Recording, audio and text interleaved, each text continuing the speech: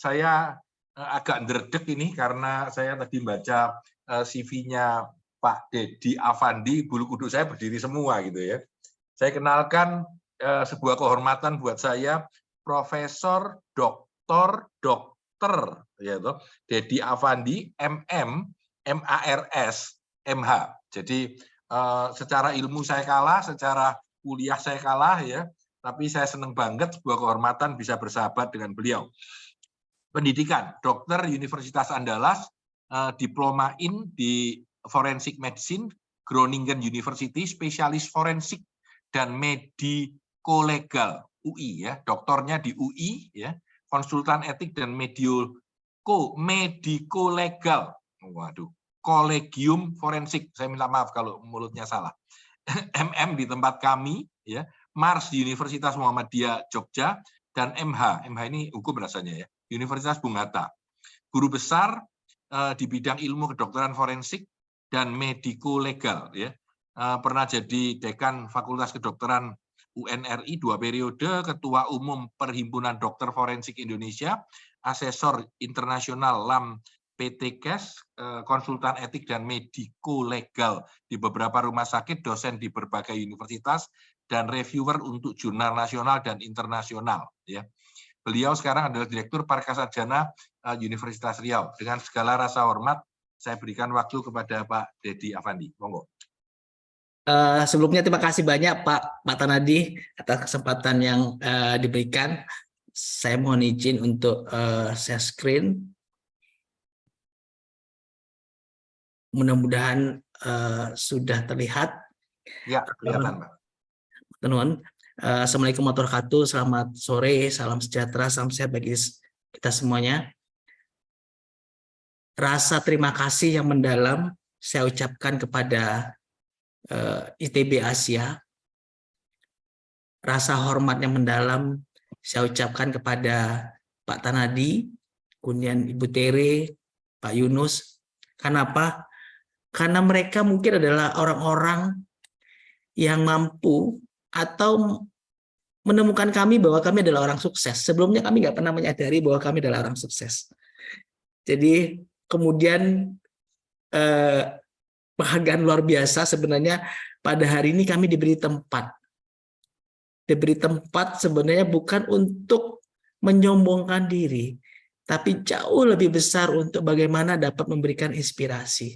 Saya pikir itu adalah satu hal yang luar biasa ya, niat yang luar biasa. Kita harus melihat itu adalah satu hal yang mulia untuk dilakukan dalam konteks untuk berbagi bagi sesama. Itu yang saya sadari dan saya sangat merasa bangga menjadi bagian dari keluarga besar ITB Asia, khususnya dalam konteks Alaska. Alaska itu adalah alumni ITB Asia Bapak Ibu. Jadi kalau Bapak Ibu mau jadi Alaska bergabung bersama kami, masuklah ITB Asia. Seperti itu.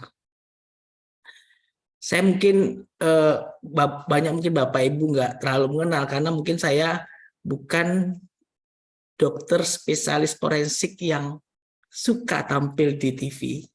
Karena saya mungkin masih memikirkan bahwa segala sesuatu itu masih terkait dengan rahasia kedokteran seperti itu. Mungkin tahun yang lalu Ibu Bapak pernah dihebohkan atau Indonesia dihebohkan dengan Brigadir J. Ternyata ada si Deddy Afandi di sana, di balik itu. Kebetulan saya adalah tim untuk otopsi Brigadir J, tapi yang kedua ya. Yang pertama kan di Rumah Sakit Polri, kemudian dari waktu itu ada kehebohan netizen dan sebagainya, maka dilakukanlah otopsi yang kedua seperti itu. Tapi kan saya memang nggak pernah muncul Bapak Ibu, tapi kok kecium aja sama orang, akhirnya muncullah beberapa berita-berita seperti ini. Nah itu satu puzzle dari kehidupan saya. Yang sebelumnya pada tahun 2019 ada sekitar 2.000 sampai 3.000 dokter di Provinsi Riau. Tapi saya adalah guru besar pertama dari Provinsi Riau. Juga merupakan guru besar pertama di fakultas tempat saya bekerja. Waktu itu usia saya 43 tahun, Sekarang berarti 47 tahun. Jadi banyak hal yang rasanya ya saya waktu itu menyadari bahwa pasti banyak tetes air mata, perjuangan dan sebagainya. Tapi yang ingin saya sharing bukan air matanya, tapi bagaimana cerita di balik itu sehingga mudah-mudahan ini bisa mendatangkan kesuksesan dalam bentuk lain bagi Bapak Ibu semua. Tahun 2022 di Semarang, waktu itu ada muktamar. Muktamar adalah pertemuan PDFMI, itu adalah Perhimpunan Dokter Forensik se-Indonesia. Nah, saya terpilih sebagai ketua dan sekarang masih ongoing sampai 2025 seperti itu ya. 2025. Jadi ya mungkin ini beberapa puzzle-puzzle yang salah bentuk highlight yang ada di dalam perjalanan hidup saya. Bapak Ibu mungkin nggak pernah nyangka foto ini adalah sebuah sekolah dasar di Kotopanap, Kabupaten Kerinci, Jambi. Jauh nun jauh di Ceruk Gunung Kerinci di Provinsi Jambi, jauh sekali. Dan saya ingat bahwa rumah saya dengan SD ini saya harus berjalan kaki 2 km. Jadi kalau PP 4 km. Bapak saya memang seorang hakim, tapi bukanlah hakim yang berada ya. Jadi memang beliau mengajarkan bahwa ya kamu harus jalan dan sebagainya, harus memahami bahwa bagaimana untuk arti berjuang dan sebagainya.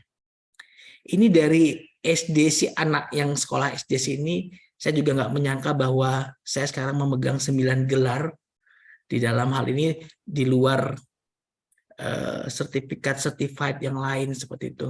Saya mungkin nggak pernah mencatat Bapak Ibu karena hal itu tidak pernah ditargetkan, tapi seiring waktu berjalan. Dari Jambi kami pindah ke Padang waktu itu. Diterimalah saya di Universitas Andalas sebagai dokter. Apakah jadi dokter jadi bukan impian saya? Tidak. Saya nggak pernah ingin mau jadi dokter. Jujur saya ingin memimpikan di belakang nama saya itu adalah sarjana ekonomi seperti itu karena memang saya suka dengan hal-hal seperti itu. Namun semata-mata untuk menyenangkan orang tua. Artinya bahwa saya pun menyadari bahwa jalannya sampai ke sini dan sebagainya itu pun karena ridho dari orang tua. Artinya kalau saya waktu itu memilih jalan yang berbeda ya dari apa yang mereka inginkan, mungkin belum tentu saya menjadi seperti ini. Artinya bahwa saya meyakini bahwa semua ini tidak terlepas dari ridho dari kedua orang tua saya. Kemudian menjalani berbagai pendidikan dan sebagainya. Jujur saya bilang bahwa kalau Bapak Ibu ketemu saya bukanlah seseorang yang jangan bayangkan dokter mungkin besar tinggi dan seperti itu, tidak, justru mungkin nggak kebayang gitu ya, maksudnya ya apalagi yang megang-megang mayat ya, forensik dan sebagainya, belajar tentang kematian, melakukan otopsi dan sebagainya seperti itu. Jadi bukanlah tampang dokter yang menyeramkan seperti itu, tapi mungkin yang berbeda.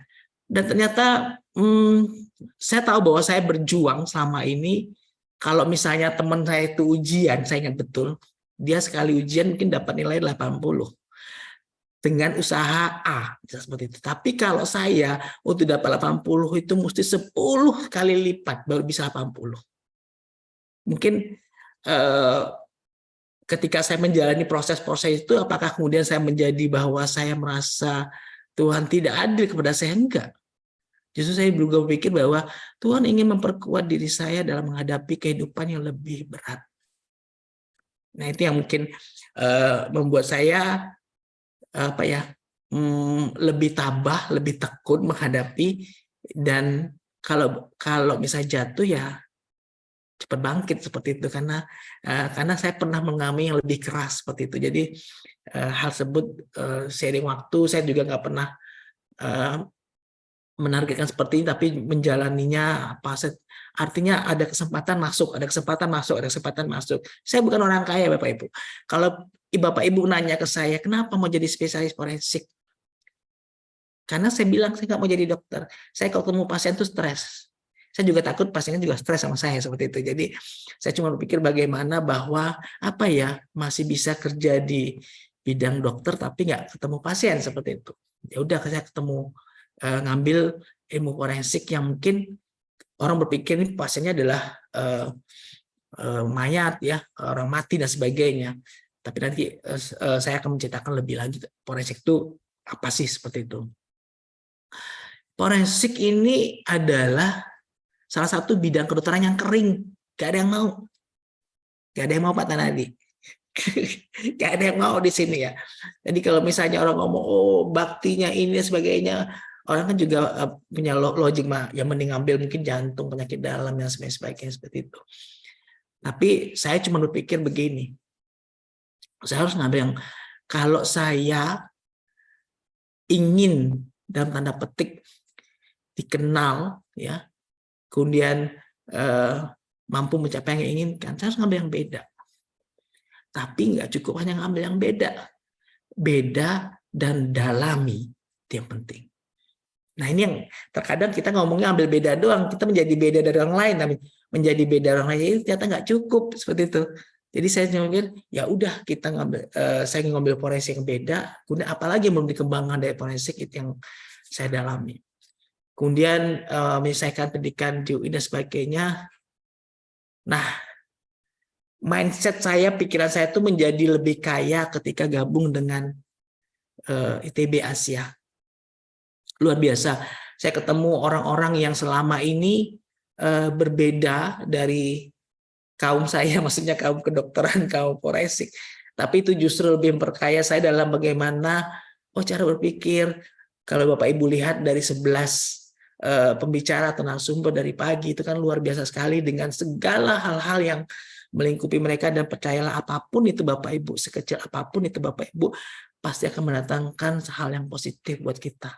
Nah itu yang mungkin yang perlu kita catat, bukan seberapa besar atau kecilnya, tapi seberapa hebat perjuangan itu yang sebenarnya akan lebih menginspirasi kita. Itu yang mungkin saya belajar banyak dalam hal itu, dan ternyata prosesnya luar biasa juga.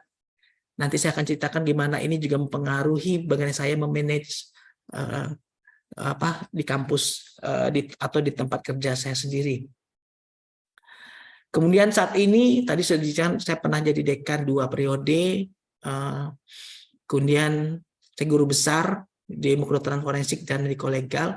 Saya direktur Pasar dan Universitas Riau. Saat ini ada 34 magister atau program studi yang berada di bawah saya. Kemudian ada 6 program doktor atau S3 yang berada di bawah saya. Kalau nggak ada ilmu Asia, saya bingung hadapinya. Kenapa? Karena ini prodi-prodi bukanlah prodi kedokteran gitu loh. Kalau mungkin prodi kedokteran saya mungkin bisa dengan gampang karena mungkin termasuk orangnya. Tapi ini ada prodi-prodi yang lain, ada ekonomi, ada sebagainya. Tapi bagaimana cara ini untungnya saya nggak tahu. Saya menyelesaikan studi saya tepat 6 bulan sebelum saya diangkat dari direktur pasar sarjana. Artinya apa? Itu sudah jalannya. Coba kalau saya belum selesai, jangan-jangan saya sekarang pun bisa dibohong-bohongin, dibohongin dengan yang enggak, seharusnya nggak gini, harusnya gini dan sebagainya. Tapi kalau sekarang orang ngomong apapun, saya ngomong itu kan ini, itu kan ini. Akhirnya saya berpikir bahwa saya banyaknya ini bukan karena ingin bukan karena orang bilang rakus dengan saya, tidak. Tapi saya memapping ini sebenarnya barang itu ada di mana. Jadi ketika mungkin orang bicara bahwa ini seperti ini, saya tahu bahwa saya pernah belajar itu, itu mappingnya di sini nih. Saya tinggal dalamin, kemudian dapatin dan sebagainya. Mendapatkan mapping itu yang menurut saya satu hal yang harus kita usahakan benar-benar. Kemudian menjadi saat ini saya sebenarnya lagi di Jakarta, Pak Tanadi. Kenapa tadi nggak ada pakai baju? Karena sebenarnya saya lagi di Wisma UT, Wisma Universitas Terbuka. Saya lagi melatih, ada 50 asesor di seluruh Indonesia saat ini. Jadi saya nggak sempat ganti baju, ini saya lagi sebagai pelatih di sini. Dan saya lagi minjem ruangan di bawah. Saya agak ragu juga, katanya tadi takut bahwa ada sinyal yang Yang ini adalah salah satu hal yang lain, bahwa bagaimana kalau misalnya kita bersungguh-sungguh, ya pastinya orang akan memberi kepercayaan kita seperti itu. Jadi dosen itu pastinya sekolahnya lama. Iya, saya sekolah 31 tahun. Jadi kalau umur saya sekarang 47, total saya sekolah itu adalah 31 tahun. Pekerjaannya banyak, iya, harus ada penelitian, pengajaran, pengabdian masyarakat. Nggak usah deh, nggak usah jadi dosen. Kemudian apalagi penelitian itu menjadi momok, ya. Terus kalau dosen itu mikirnya terus, ya, cepat ubanan, kemudian cepat tua. Tapi Bapak lihat saya enggak juga kan, malah lebih senang ya Pak Tanadi ketemu orang baru, mahasiswa baru dengan pemikiran baru, itu menjadi hiburan sendiri, sehingga saya yakin bahwa setiap sapaan, setiap salam itu akan mengurangi satu kerutan di kita seperti itu. Kemudian itu kalau yang pesimis, tapi kalau optimis itu selalu mengatakan bahwa oh jadi dosen itu adalah waktunya relatif simpel, saya yakin. Karena dosen itu yang diukur bukanlah bagaimana dia mengalami absensi, tapi outputnya yang dilihat seperti itu. Kesempatan sekolah besar Bapak Ibu, pastinya. Kenapa? Ya kita harus sekolah terus seperti itu ya. Kemudian ilmunya update terus, kenapa? Karena mahasiswa nanya terus, atau setidaknya kita belajar dari mahasiswa. Kadang mungkin mahasiswa presentasi kita pura-pura pinter nih. Oh iya, padahal sebenarnya oh ada yang baru ini ya. Tapi setidaknya kita nggak menghabiskan waktu untuk baca. Kenapa sih mahasiswanya udah baca? Dan itu, tapi kita dapat ilmunya seperti itu ya. Jadi lebih tahu duluannya itu yang mungkin satu bentuk optimistis dari seorang dosen. Karir dosen itu kalau lihat Pak, dari asisten ahli dan sebagainya sampai guru besar itu lama sekali. Tapi saya ini ambil dari Instagram dari duniadosen.com. Karir dosen itu seperti menangkap kupu-kupu. Jadi semakin dikejar, semakin jauh kupu-kupunya.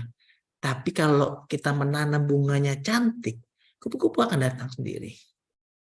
Nah, artinya bahwa ya kita menjadi dosen ya serius seperti itu ya. Kalau misalnya ini adalah suatu bentuk hal yang akan menjadi pilihan hidup, ya harusnya menjadi sesuatu hal yang harus kita jalani dengan baik.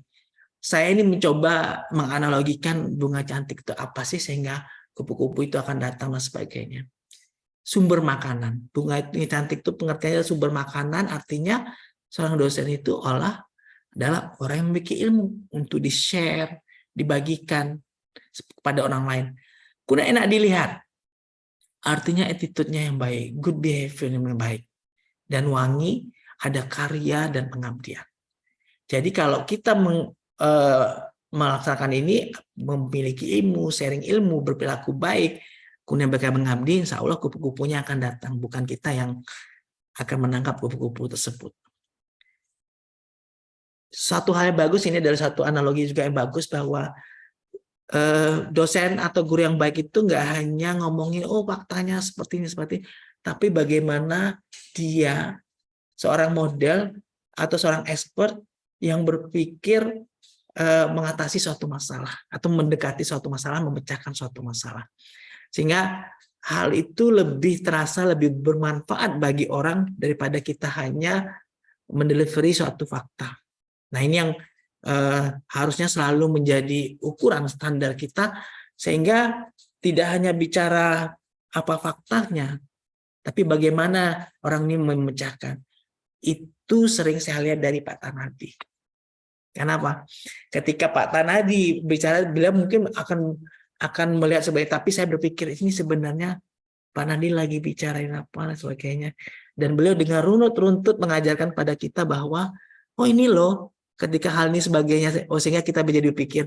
Begitulah seorang Tanadi Santoso itu berpikir dan bertindak. Nah ini yang membuat saya luar biasa. Nah ini salah satu keuntungan juga. Kalau saya nggak masuk ITB, saya nggak kenal sama Pak Tanadi Santoso. Saya nggak punya WA-nya gitu loh. Tapi sekarang kalau misalnya ini saya senang misalnya ada WA dan sebagainya, itu luar biasa. Terima kasih Pak Tanadi sekali lagi. Terima kasih Pak. Dan menjadi sukses itu menurut saya adalah kita senang mempelajari hal baru dan berbeda, tapi dalami, tekun, konsisten, manfaatkan semua kesempatan. Saya tadi bilang apapun kesempatan ke sekolah ini udah nanti jadi apa pikirin dulu. Kemudian tidak mempersulit orang lain, Ibu Bapak. Saya merasakan sekali itu bahwa setiap kita ada urusan mempermudah sebagainya, maka semakin banyak mendatangkan kebaikan, keberkahan, kerahmatan bagi kita. dan yang penting juga bermanfaat bagi orang lain. Dosen dan amalan itu, jadi dosen itu mulia, merupakan salah satu bentuk amal jariah yang kita dapatkan ketika kita di dunia ini, yaitu imam bermanfaat bagi orang lain. Mari kita mengukir sejarah dan meninggalkan nama baik Indonesia saat ini. Mungkin orang tidak pernah bertemu Dede Affandi, tapi saya yakin hari ini dan berikutnya orang akan setidaknya mendengar atau tahu nama Dede Affandi. Terima kasih Pak Nadi. Saya serahkan kepada Pak Nadi. Saya itu meyakini bahwa cara terbaik untuk membuat orang lain menjadi maju dan sukses itu adalah memberikan inspirasi. Ini yang saya sangat percaya. Jadi kalau kita ngajari dia secara teknikal, biasanya nggak mesti mau. Tapi kalau kita memberikan inspirasi, itu selalu orang lain itu terpengaruh untuk mau. Ya. Contoh kalimat yang menarik adalah, kalau Anda ingin mengajari orang-orang di nelayan itu belajar membuat kapal, jangan diajari teknik membuat kapal, ajarilah betapa indahnya petualangan di laut, betapa menariknya petualangan bersama dengan orang-orang ke pulau lain, bagaimana betapa menariknya kehidupan di luar pantai. Dan mereka dengan sendirinya akan belajar bagaimana caranya. Saya pikir tadi sambil mendengarkan Pak Dedi, saya merasa mungkin apa yang disiapkan oleh beliau mampu menginspirasi banyak orang untuk mau belajar dengan lebih baik. Terima kasih Pak Dedi. Oke, saya buka kesempatan untuk bertanya. Ini jarang ini. Kapan ada punya kesempatan tanya sama profesor ini? Ayo silakan. Siapa aja yang mau sharing, mau tanya, monggo. Mau fit, Ya. Pak Tanadi. Monggo. Pak Mufid, silakan Pak Mufid. Oke, terima kasih Pak Tanadi. Luar biasa. Ternyata kegiatan kita hari ini termasuk yang materi kita, dan materinya adalah saya banget. Orang dunia pendidikan begitu. Satu hal yang saya cukup belajar untuk sore ini, sesi terakhir, adalah bahwa ternyata dunia pendidikan itu menarik juga untuk kita meniti karir di dalam. Padahal di luar itu ternyata dunia pendidikan itu sebegitu tidak menariknya. Biasanya orang kuliah itu kalau sudah jurusan keguruan itu adalah mahasiswa sisa dari jurusan-jurusan lain. Tetapi saya mungkin agak sama. Saya adalah orang yang sejak awal itu cita-citanya memang ke guru. Itu barangkali biasa, tetapi begitu sore ini kita mendapatkan pencerahan dari beliau. Ternyata seorang dokter pun itu mau berkarir jadi di pendidikan gitu loh. Nah, di samping tadi ada sesuatu yang lain, untuk sesuatu yang tidak lumrah. Barangkali ada hal lain selain itu dari Bapak yang bisa diseringkan dengan kami yang menjadi motivasi sehingga Bapak juga bisa berani untuk mengambil langkah yang beda dari dokter ke dosen. Sesuatu yang sesuatu yang jarang sekali dilakukan oleh banyak orang. Mohon tambahan inspirasinya, Bapak. Terima kasih. Silakan, Pak. Ya, makasih banyak Pak Mufid atas pertanyaannya. Jadi memang menjadi dosen itu memang harus diniatin. Saya setuju sekali ya. Saya setuju sekali karena kalau nggak diniatin nanti jadi kemana-mana atau menjadi pelarian kemudian menjadi tidak serius dan yang kasihan adalah mahasiswanya seperti itu. Jadi kenapa sih seorang dokter mau menjadi dosen seperti itu ya? Selain tadi hal bahwa mungkin saya pernah mencoba jadi dokter 6 bulan kemudian ternyata kayaknya nggak cocok nih menjadi dokter dan sebagainya. Tapi sebenarnya adalah selain itu ibu saya adalah guru, Bapak. Ibu saya dulu beliau juga menjadi role model bagi saya bagaimana beliau selalu mengajarkan dan sebagainya, bahwa berbagi itu adalah satu hal yang menurut saya adalah luar biasa seperti itu. Tapi juga saya juga mempelajari ternyata di dalam proses hal tersebut ini juga masalah bagaimana Bapak mungkin nggak percaya, saya tuh sampaikan kalau kedokteran itu ada 4 tahun ya preklinik, kemudian 2 tahun koas. Saya tuh gagap. Saya gagap Pak Tanadi. Sampai dokter tuh saya Dan saya selalu diketawain, dibully kalau misalnya, karena waktu koas itu kita memang nggak ada kuliah lagi ya, tapi kita adalah presentasi kasus dan sebagainya, Dan saya selalu kalau misalnya memulai itu selama pagi itu lama banget, dan orang pasti akan selalu mengetawain saya seperti itu. Tapi apa yang saya lakukan, Bapak? Apa yang saya lakukan adalah saya harus mengatasi kegagapan saya. Orang-orang harus tahu apa jalan pikiran saya. Saya menulis. Karena saya pikir bahwa ketika pikiran ini hanya ada di dalam pikiran saya nggak bermanfaat bagi orang. Seperti itu. Jadi kalau misalnya saya ada keterbatasan buat berbicara, saya menulis dan sebagainya. Itu satu. Yang kedua juga lingkungan membentuk saya. Ketika saya sekolah spesialis, saya masih gagap. Tapi guru saya luar biasa. Guru saya luar biasa. Saya itu kadang disuruh jadi pembicara, hanya diomongin setengah jam sebelum kegiatan acara. Setengah jam sebelum kegiatan acara. Saya bingung mau ngomong apa dan sebagainya, tapi beliau selalu mengajarkan saya sebagainya. Dan setiap apapun, ya, saya ingat guru saya di waktu itu, dia selalu ngasih kerjaan yang saya nggak tahu. Tapi bagi saya adalah kerjain dulu. Dibanding saya ngomong, saya nyerah dulu. Enggak, saya kerjain dulu. Kemudian kalau dia marah, saya nggak masalah dimarahin orang, tapi kasih tahu yang benar. Nah itu yang harus kita pelajari. Saya nggak masalah ya. Akhirnya apa? Lama-lama kita terbiasa dengan situ. Seiring waktu pun kegagapan itu hilang. Karena apa? Karena diganti kepanikan. Akhirnya hilang sendiri, sekarang pun jadi hilang sendiri dan sebagainya.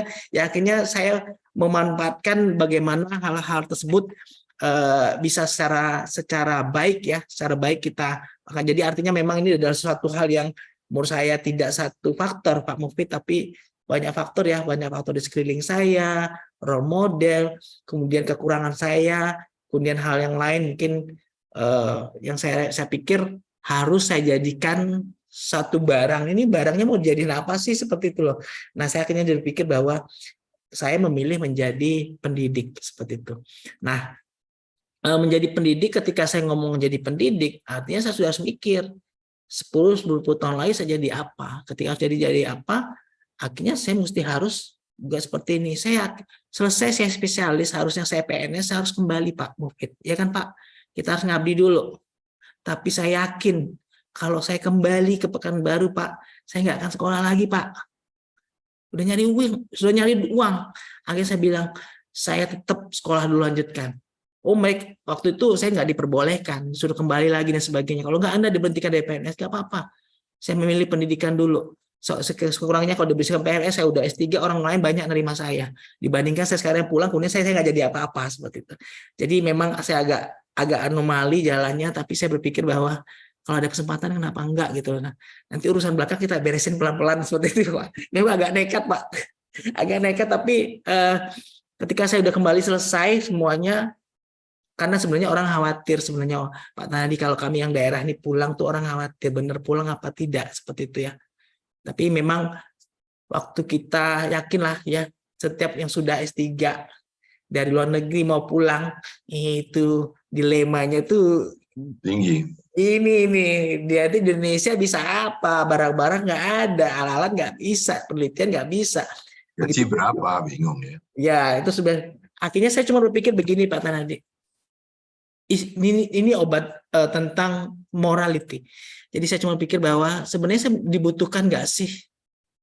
Atau saya lebih dibutuhkan di mana? Seperti itu. Dalam pengertian bahwa di sini mungkin udah banyak orang pinter ya, tapi mungkin di daerah saya akan banyak orang lebih membutuhkan saya. Mungkin butuh proses semuanya, tapi setidaknya kebermanfaatan saya lebih, atau kebermanfaatan atau kehadiran saya lebih bermanfaat kalau misalnya di daerah, sehingga saya memutuskan pulang. Seperti itu Pak Mufid. Jadi memang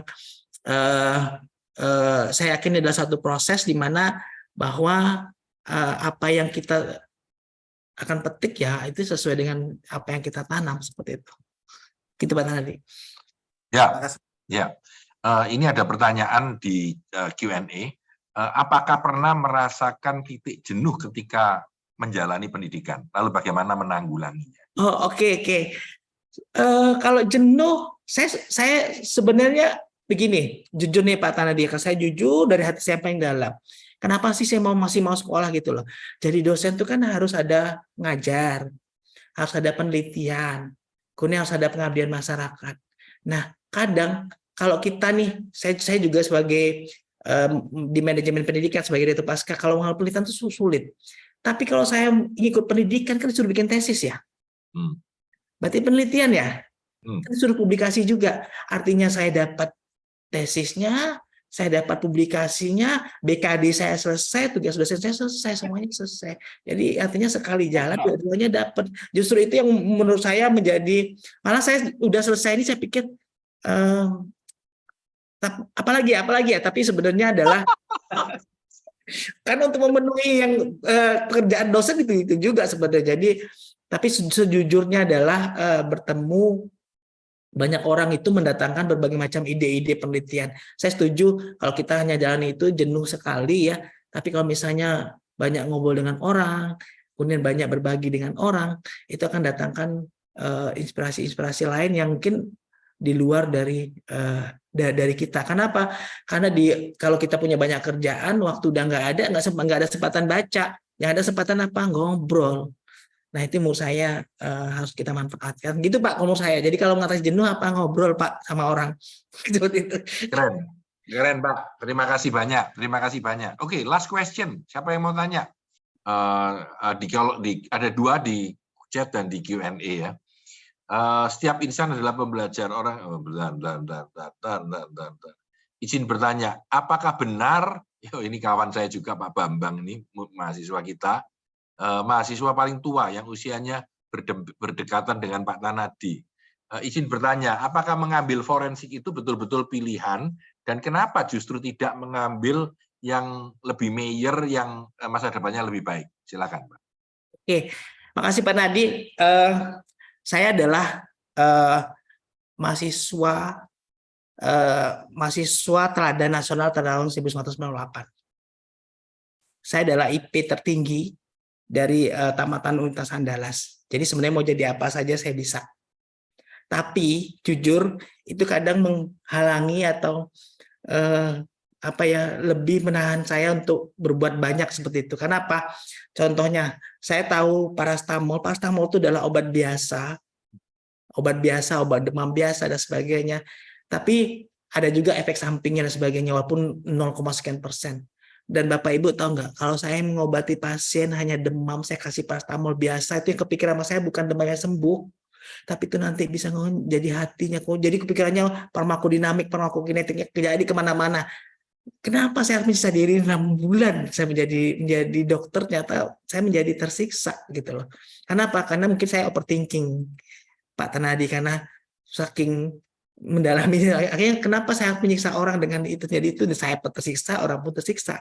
Akhirnya saya mencoba mengambil tetap di dunia kedokteran, tapi masih ada, tapi tidak terlalu banyak berhubungan dengan pasien atau tidak, atau lebih banyak mungkin berhubungan dengan kepolisian dan sebagainya. Ya saya ngambil forensik.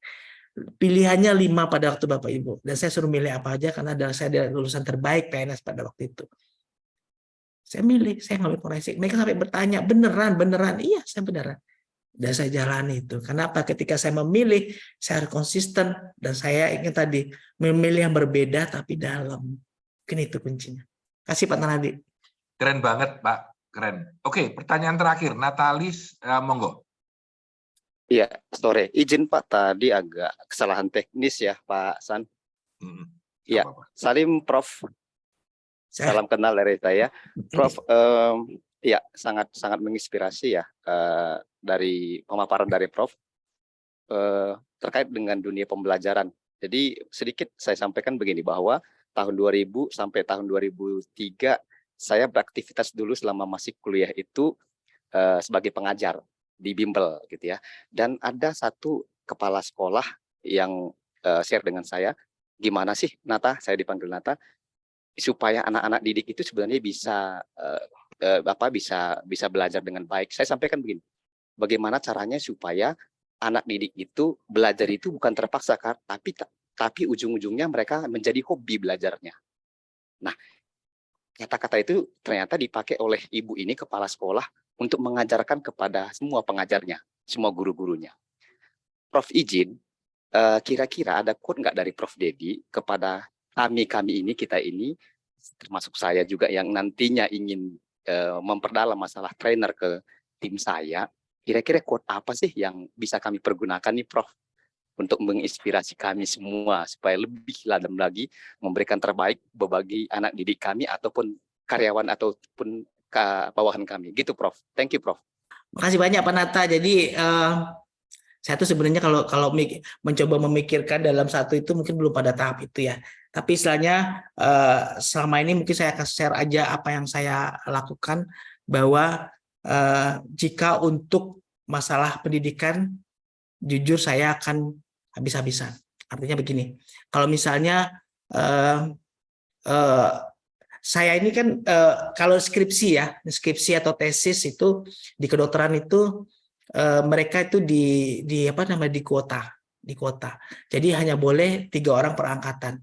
Nah, angkatan yang baru sekarang 2023 ya. Mereka belum mulai kuliah, Pak, tapi mereka udah datang ke saya untuk dibimbing. Artinya yang angkatan sebelumnya itu sudah penuh jadwal saya. Padahal mereka baru akan 4 tahun lagi akan menjadi bimbingan skripsi. Artinya apa? Artinya bahwa ketika saya membimbing, bahwa saya mesti memahami, tidak hanya memberikan ilmunya, tapi juga apa yang mereka butuhkan. Kadang kita lupa, kita ngasih ilmu doang, tapi nggak sesuai kebutuhan gitu loh. Mereka yang butuh apa? Kita kasih ilmu, tapi juga mereka juga butuh cepat selesai gitu loh. Nah itu yang mungkin kita kurang menyeimbangkan. Jadi artinya tapi tidak mengurangi mutu ya Pak, tidak mengurangi mutu Pak Nata, tapi adalah bagaimana bahwa ketika intinya kan sebenarnya menyelesaikan masalah ya, menyelesaikan masalah. Jadi ketika memberikan ilmu itu adalah satu sarananya, membimbing itu adalah satu prosesnya, tapi menyelesaikan masalah adalah goals-nya. Mungkin itu Pak Nata. Kasih banyak. Terima kasih teman-teman sekalian. Sebuah kehormatan sudah mendengarkan paparan Pak Deddy Afandi. Happy banget saya hari ini ya.